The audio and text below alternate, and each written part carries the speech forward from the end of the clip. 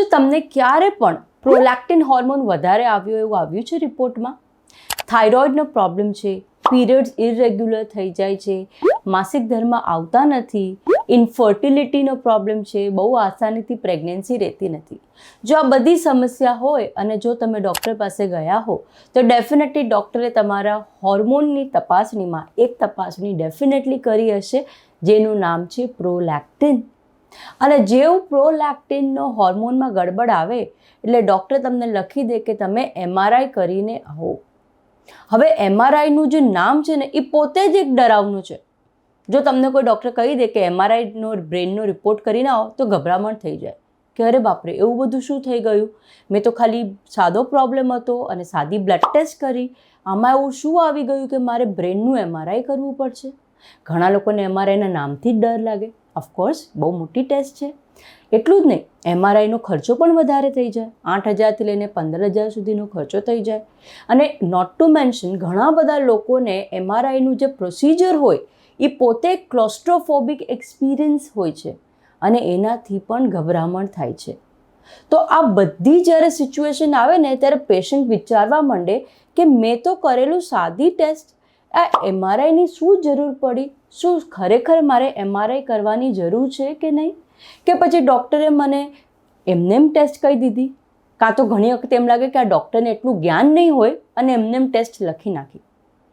તો આજનો આપણો વિડીયો છે કે શું જ્યારે પ્રોલેક્ટિન હોર્મોનમાં ગડબડ આવે તો MRIની ટેસ્ટ કરવી જરૂરત છે કે નહીં? આ બહુ જ અગત્યનો સવાલ છે, કેમ કે જ્યારે OPDમાં હું પેશન્ટો જોતી હોઉં છું અને જ્યારે અગર જરૂર પડે અને જ્યારે હું આ ટેસ્ટ કરવાનું કહું પેશન્ટોને તો આ સવાલ આવે જ આવે કે શું ડૉક્ટર MRI કરવાની બહુ જ જરૂરત છે એવું લાગે છે તમને? તો આજના આ ટૉપિક ઉપર આપણે ડિટેલમાં વાત કરીએ. નમસ્તે દર્શકો, સ્વાગત છે તમારું મારી આ YouTube ચેનલ ઉપર. હું છું તમારી હોસ્ટ ડૉક્ટર તન્વી મયુર પટેલ, મુંબઈથી. તો પ્રોલેક્ટિન, સૌથી પહેલાં આપણે બેઝિક વિડીયોથી સ્ટાર્ટ કરીએ. પ્રોલેક્ટિન શું છે? પ્રોલેક્ટિન પ્રોલેક્ટિન એક ટાઈપનો હોર્મોન છે. મહિલાઓમાં પણ હોય છે, પુરુષોમાં પણ હોય છે. ઠીક છે. તો આ જે હોર્મોન જે છે એ આપણા જે બ્રેઇન જે છે એની અંદર એક નાની પિટ્યુટરીની ગ્રંથિ છે. ઓકે, આ પિટ્યુટરીની ગ્રંથિમાંથી આવે છે આ પ્રોલેક્ટિન હોર્મોન. આ પ્રોલેક્ટિન હોર્મોનના ઘણા બધા કાર્ય છે. એમાંથી એક અગત્યનું કાર્ય એ છે કે પ્રોલેક્ટિનનો હોર્મોન જ્યારે મહિલાની સુવાવડ થઈ જાય એટલે કે ડિલિવરી થઈ જાય પછી જે બ્રેસ્ટ મિલ્ક જે આવે, સ્તનપાન જેને કહીએ, એ બનાવવાનું મેઇન કાર્ય છે પ્રોલેક્ટિન હોર્મોનનું. ઓકે, પણ આ પ્રોલેક્ટિન હોર્મોન જો જરૂરત કરતાં વધવા માંડે તો એ પ્રોબ્લેમેટિક છે.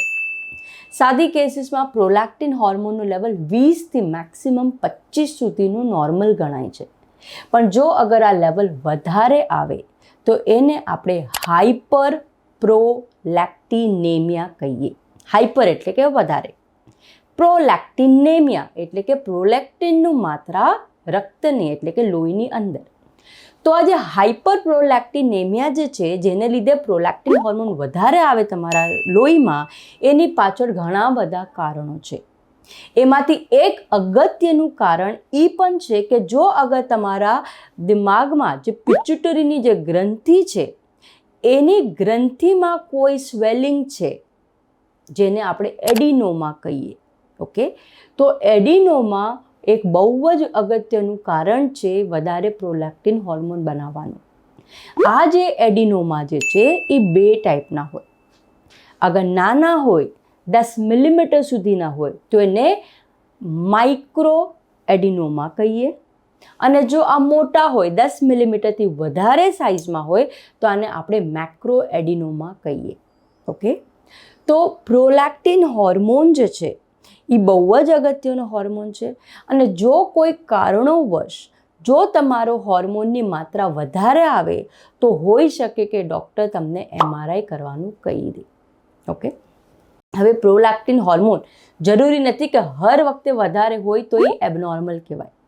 ઘણી ખરી એવી નોર્મલ ફિઝિયોલોજિકલ કન્ડિશન છે આપણા શરીરમાં જેમાં પણ પ્રોલેક્ટિન હોર્મોનનું વધવું બહુ સામાન્ય છે.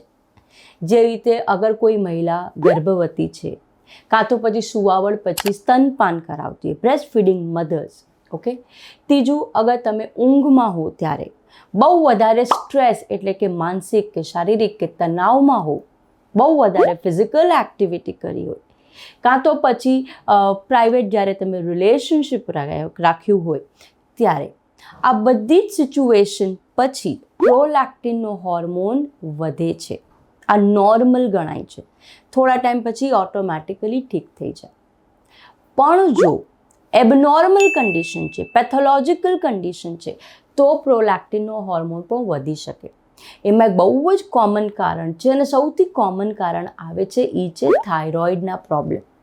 ખાસ કરીને જ્યારે તમારો થાઇરોઇડ જરૂરત કરતાં કંટ્રોલમાં ન હોય તો પણ આ પ્રોબ્લેમ આવી શકે. એટલું જ નહીં, તમને જો કોઈ કિડનીના પ્રોબ્લેમ છે, કોઈ લીવરના પ્રોબ્લેમ છે, કાં તો પછી બ્રેઇનમાં મગજમાં તમારે પિચ્યુટરીની ગ્રંથિમાં કોઈ ગ્રોથ છે, એડિનોમા છે, તો પણ તમને આ પ્રોબ્લેમ્સ આવી શકે. તો આ બધા એબનોર્મલ પેથોલોજીકલ રીઝન છે. તો પાછા આપણે આવીએ આપણા સવાલ ઉપર કે જો પ્રોલેક્ટિન વધેલું હોય તો શું MRI કરવાનું ફરજિયાત છે કે નહીં? ઓકે, તો સૌથી પહેલાં તમે એઝ અ પેશન્ટ છો તો તમે પોતાના એંગલથી વિચારો. હવે જ્યારે તમે ડૉક્ટરની જગ્યાએ આવશો તો તમે એ વિચારો કે એઝ અ ડૉક્ટર ક્યારે ડૉક્ટર તમને વિચારશે કે મારે આના માટે MRI કરવું જોઈએ? જ્યારે પણ ડૉક્ટરને લાગે છે કે જો તમારા બ્રેઇનમાં, તમારા મગજમાં અગર પિચ્યુટરીનો ગ્રોથ હોવાની શક્યતા છે, જ્યારે ડૉક્ટરને એવું ડાઉટ લાગે છે તો ડૉક્ટર એને કન્ફર્મ કરવા માટે MRI કરાવે છે. કેમ કે વધેલા હોર્મોનને કંટ્રોલમાં લાવવું કોઈ મોટી વાત નથી, પણ એ હોર્મોન વધ્યું શેના લીધે છે એ કારણ સૌથી પહેલાં પકડવું બહુ જ ઇમ્પોર્ટન્ટ છે. જો તમે કોઈ પણ પ્રોબ્લેમનું કારણ પકડી લેશો તો તમને એનો ઈલાજ કરવો બહુ આસાન થઈ જાય છે. અને એટલા માટે જ ડૉક્ટરને પોતાની જ્યારે ડાયગ્નોસિસ કન્ફર્મ કરવી હોય કે આ વ્યક્તિનું પ્રોલેક્ટિન કેમ હાઈ આવ્યું છે ત્યારે આ ડૉક્ટરો ટેસ્ટ કરાવે છે. આમ તો જો પ્રોલેક્ટિનના હોર્મોનની જે ટેસ્ટ જે હોય છે એ સાદી એક લોહીની ટેસ્ટ હોય છે. આ ટેસ્ટ ક્યારે કરાય, કેવી રીતે કરાય, કેટલું લેવલ હોવું જોઈએ, એના બધા જ વિશે મેં અલગ વિડીયો બનાવ્યો છે. અને બાય ધ વે આજનો આપણો આ જે વિડીયો છે એ પ્રોલેક્ટિન હોર્મોનની સિરીઝનો જ એક વિડીયો છે. તો જો તમને એવા સવાલ હોય તો તમે એ સિરીઝમાં ડેફિનેટલી જોડાઈ જજો, તો તમને એના વિશે ઘણું આઈડિયા આવી જશે. ઓકે, તો સૌથી પહેલાં તો અગર જો પ્રોલેક્ટિન હોર્મોન જો હાઈ આવ્યો છે તો ડૉક્ટરને એ કન્ફર્મ કરવું છે કે આનું જરૂરી છે કે નહીં. બ્લડ ટેસ્ટમાં કેટલું પ્રોલેક્ટિન વધીને આવ્યું છે એ પણ બહુ અગત્યનું છે. જો પ્રોલેક્ટિન થોડું ઘણું 10-15 પોઈન્ટ આગળ પાછળ હોય તો ડૉક્ટર તમને MRI કરવા માટે નહીં કહે. અને અગર જો એટલું ઓછું વધેલું હોય તો આઈ ડોન્ટ થિંક સો કે એવા કેસીસમાં MRI કરીને તમને કાંઈ બહુ મોટો ફાયદો પણ થવાનો છે. પણ હા, અગર પ્રોલેક્ટિન હોર્મોનની માત્રા બહુ વધારે આવી ગઈ, 100, 200, 500, 1000, જો એટલી મોટી માત્રા હોય તો ડેફિનેટલી એવા કેસીસમાં MRI કરવાનું ઇમ્પોર્ટન્ટ થઈ જાય છે. કેમ કે ઘણી ખરી વખતે આવા કેસીસમાં બ્રેઇનમાં, પિચ્યુટરીમાં માઇક્રો અથવા તો મેક્રો એડિનોમા હોય છે. જેટલું પ્રોલેક્ટિનની માત્રા વધારે એટલું મોટું ગ્રોથ એટલે કે મોટી ગાંઠ હોવાની સંભાવના હોય છે. એટલે તમારા હોર્મોનના લેવલ ઉપર પણ ડિપેન્ડ કરે છે. જ્યારે આપણે MRIની વાત કરીએ તો MRI લગભગ નોન ઇન્વેઝિવ હોય છે. ઘણી ખરી વખતે અગર અમને લાગે કે તમારે કોન્ટ્રાસ્ટ મીડિયમની એજન્ટથી એની ફાયદો લેવો જોઈએ તો જ ઇન્વેઝિવ હોય છે. અધરવાઇઝ આ નોન ઇન્વેઝિવ પ્રોસિજર હોય છે.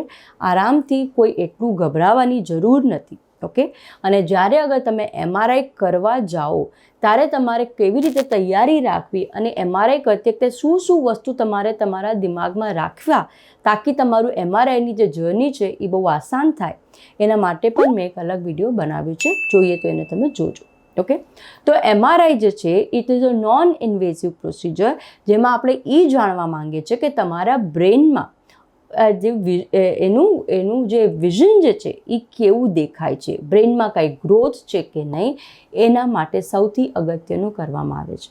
ઓકે, આ એમઆરઆઈ કરવાની જે પ્રોસિજર હોય છે આ સાદું એમઆરઆઈ નથી. ઓકે, આના માટે ખાસ કરીને તમારે પિટ્યુટરીની ગ્રંથિનું એમઆરઆઈ કરાવે છે, જેમાં કોરોનલ અને એવા સજાઇટલ એવા સેક્શન્સ, પતલા પતલા સેક્શન્સ એટલે કે સ્લાઇસની મધ્યમથી એમઆરઆઈ મશીન તમારા બ્રેનને ઇવેલ્યુએટ કરતું હોય છે. ઓકે, ઘણી ખરી વખતે જે આ પિટ્યુટરીની અંદરનો જે ગ્રોથ જે છે એને બરાબર ઓળખવા માટે ક્યારેક અમે કોન્ટ્રાસ્ટ એજન્ટનો વપરાશ કરીએ છીએ. ઓકે, આમાં એક ખાસ ડાય આવે છે, ગેડોલિનિયમની ડાય આવે છે. એ તમારા બોડીમાં આઈવીના માધ્યમથી ઇન્જેક્ટ કરવામાં આવે છે. એટલે તમે જ્યારે આવું કોન્ટ્રાસ્ટ એને ડાયનેમિક કોન્ટ્રાસ્ટ એમઆરઆઈ સ્કેન કહેવાય. તો જ્યારે તમે આવો સ્કેન કરો તો સ્કેન કરતી પહેલાં તમને આઈવી લાઇન લેવામાં આવશે અને એ આઈવી લાઇનમાં થોડી માત્રામાં આ એક પ્રકારની ડાય છે. ઓકે, જે સર્ક્યુલેટ કરવામાં આવે છે અને આ જે ડાય છે એ આખા બોડીમાં સર્ક્યુલેટ થઈને તમારી પિટ્યુટરી ગ્રંથિ સુધી પહોંચે છે અને તેના પછી જ્યારે એમઆરઆઈ કરાવવામાં આવે છે તો એ એમઆરઆઈનો જે રિપોર્ટ છે એ બહુ સારો આવે છે અને એવા કેસીસમાં એમઆરઆઈની રિપોર્ટિંગ 100% વધારે ઇફેક્ટિવ હોય છે.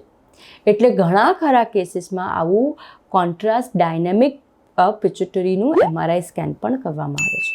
ઓકે, આ જે એમઆરઆઈનો જે સ્કેન છે ટાઈમ વેરિએશન 15 મિનિટથી લઈને 1.5 કલાક સુધી પણ જઈ શકે છે.